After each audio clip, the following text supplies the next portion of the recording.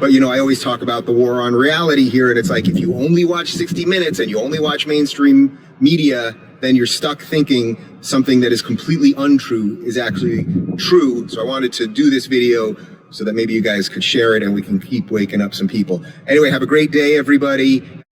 We begin, though, this morning with the developing situation in the Minneapolis suburb of Brooklyn Center, Minnesota. Overnight protests erupted in the area after an officer-involved shooting. Police shot a young black man who then died. State officials say they are mobilizing the Minnesota National Guard at the request of local authorities. The shooting happened during a traffic stop Sunday afternoon a few miles outside of Minneapolis. This comes against the backdrop of the trial of ex-officer Derek Chauvin, which is now entering week 3. Chauvin is accused of killing George Floyd last year, a death that also sparked protests. Let's get right to NBC News correspondent Shaquille Brewster in Minneapolis. So, Shaq, let's start with that officer-involved shooting in Brooklyn Center. What do we know about what happened, and how are the community and the police there responding? Well, Joe, good morning. Police say they were effecting a traffic stop yesterday at around 2 p.m. They say that when they approached the driver, they realized the driver had an outstanding warrant and he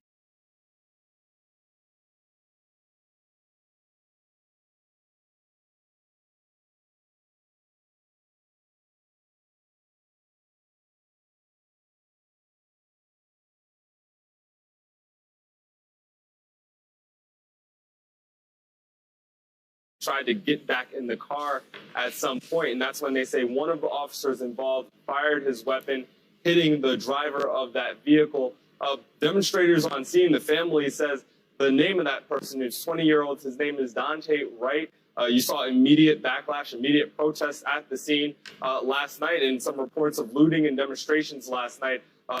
According to one report, about 20 businesses got looted last night. We saw the mayor and the governor respond overnight. Look at this tweet from the governor. He says that he's monitoring the situation in Brooklyn Center, which, as I mentioned, is just about 15 minutes from where I'm standing right now outside of the courthouse. The governor says that he's monitoring the situation, his wife and he are praying for Daunte Wright's family as the state mourns another life of a black man taken by law enforcement. We also know the Bureau of Criminal Apprehension is also involved in this investigation. Another tense situation as, of course, the trial of Derek Chauvin is underway. And you mentioned we know Daunte Wright's name because his family spoke out near the scene yesterday. What are they saying about what happened? Well, his mom was distraught. She was there in the moments after his death as protesters and demonstrators were gathering. She says that she got a call from him that afternoon saying that he just got pulled over because of some air fresheners that he had in the rearview mirror. She says that on the phone call, he asked for the registration information because this was a car that she just gave to him about 2 weeks ago. And she said that's when she heard an officer say, "Stop running," randomly. And then she said the phone call ended shortly thereafter. So still a lot of details that we need to know, still more details.